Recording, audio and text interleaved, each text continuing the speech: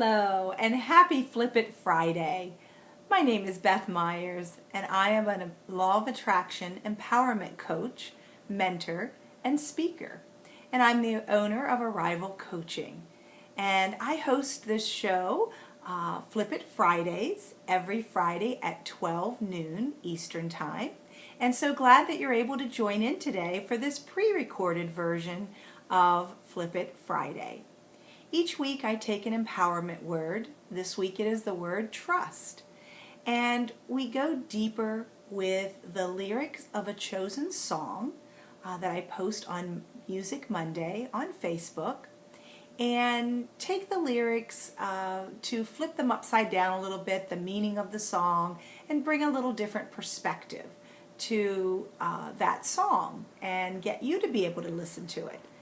On Wednesdays, I do musical musings, A to Z, and we're on the letter T, and it is Stand By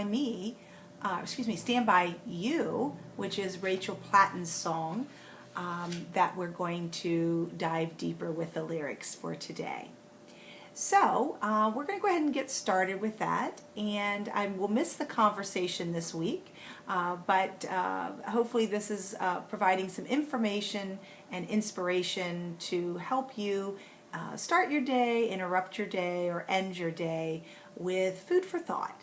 So one of my favorite lines in the song by Rachel Platten, Stand By You, is, "And love, if your wings are broken, we can brave through those emotions too, 'cause I'm gonna stand by you." And the meaning that I take from the lyrics of that line is that this song really is continuing on May's theme for the Thrive movement, which is on thriving with your emotions. And just remembering that no matter what you're feeling, those emotions are real for you.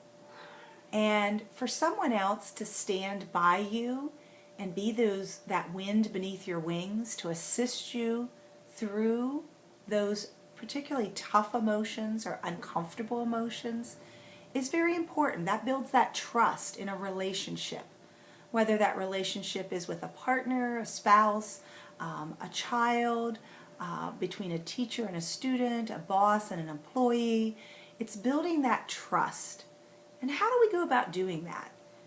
A lot of it is valuing and hearing what the person is experiencing, what they're feeling, and acknowledging that, and that emotion is important. It's not something that you shouldn't be feeling. We're trying to fix it and making them feel better. But it's being able to listen and hear and feel that empathy for what the person is experiencing. And the other piece of trust is being able to trust yourself and trust your emotional guidance system that's within you. Your EGS, as I've called it before, similar to a GPS, but it's really listening to the whispers, sometimes the very loud voices of your emotions, what your gut is trying to tell you, what your heart is trying to tell you. Because it's that inner wisdom, that inner knowing, that when we can learn to trust from the inside out, that trust becomes even greater with others because you're able to show up in a different way and connect with other people in a more loving, more trusting way. You know, one of the common themes that I've been hearing about recently from different books in positive psychology and dealing with emotions, I found a really interesting term recently in a book that I've been listening to called The Upside of Your Dark Side. And they use the term emotional agility. And I just find that really interesting, because who would think about emotions of being agile and the importance of that? And when you think of agility, it's being able to have that ability to move As a gymnast, when I was in high school and younger, being agile was really important. You had to be flexible, you had to be powerful, use your power center. But it was really paying attention to how to use your body in a way that was able to move flowingly between different movements. And that really is what emotions and dealing with emotions is all about. And trusting those emotions. You know, I talked about the power center just a few minutes ago. That's your gut area, above your navel, above your belly button. And trusting when you feel something, feel an emotion that gets you to pause and be like, what's that about? Listening to your heart help to put meaning to that feeling, that gut feeling that you have, and acknowledging it and trusting it to help guide you. It's not a bad thing. It's really being able to say, I value what you're communicating to me with that feeling, that emotion, those emotions that you're moving through. And when we can trust ourselves and learn to trust within, again, we are able to do that with others much more easily. One of the biggest things that I've learned over the last 4 years has been to learn to trust in the universe. You know, some people will say I trust in God, some people say I trust in Goddess, I trust in the universe. You know, the universe has my back. I've learned to open up and believe that I have to trust my own gut and my own feelings to help me move through life. And it becomes so much more easy when I can do that. And I can trust the people that I'm with, the people that I love and that I care about, to know when to listen to what they have to say as they're listening to me, and then go within and see what feels right, what my message is along with that. So, you know, one of the nicest compliments that I've been given from testimonials from different clients that I've had, even as a school counselor and working with families and children, is hearing them say, I can trust you. You know, I trust that it was easy to talk to you and to trust you. And I take that with great honor and appreciation. But what that also says is that they're starting to learn to trust themselves.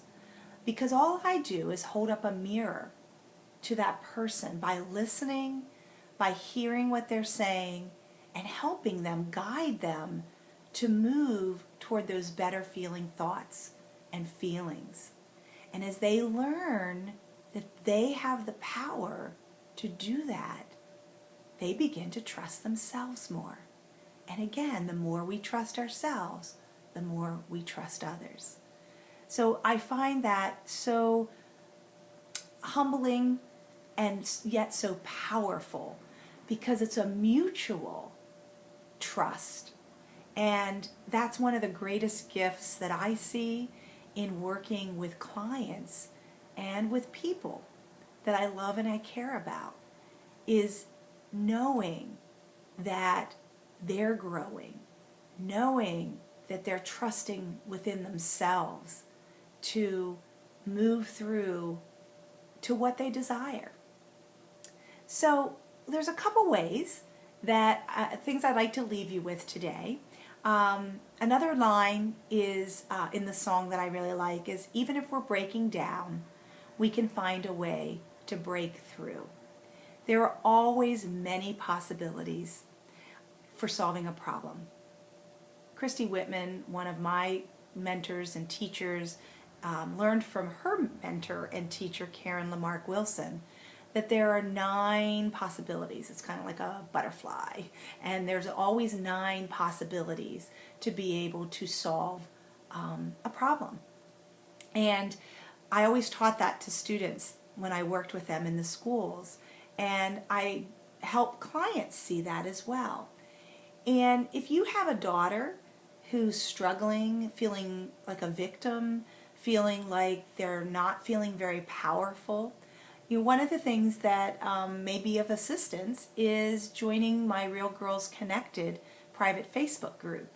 It's a place to be able to feel empowered through the information and the sharing that occurs in the private Facebook group. So if that's something that resonates for you with wanting to help your daughter to feel more empowered, or even yourself, please reach out and on Facebook put that in as a search for a group, and then I can have you join the group. So one of the other things that I can help you with is allow me to be your guide on your journey. And if you've never tried coaching before, go to my website, www.arrivalcoaching, and you can click the button at the bottom for a 50-minute free empowerment session. And I would be glad to assist you on something that you desire to maybe gain more trust in yourself, in tuning into your own emotional guidance system. That's one of the things that I could assist you with. So I hope that you are able to take away from today some ways to look at the word trust. And if you hear the song by Rachel Platten, Stand By You, it may make you pause and think about this conversation from today and taking it a little deeper into trusting yourself and trusting others. I wish you a fantastic Friday, and thanks for watching either live, this pre-recorded version, or being able to watch the replay. Please leave your comments below, and please don't keep Flip It Friday a secret. Please share it. Please like the Flip It Friday event so that it can show up in your notifications on your Facebook page. And I look forward to seeing you next week for a live version of Flip It Friday for the letter U. Have a great day and a wonder-filled weekend.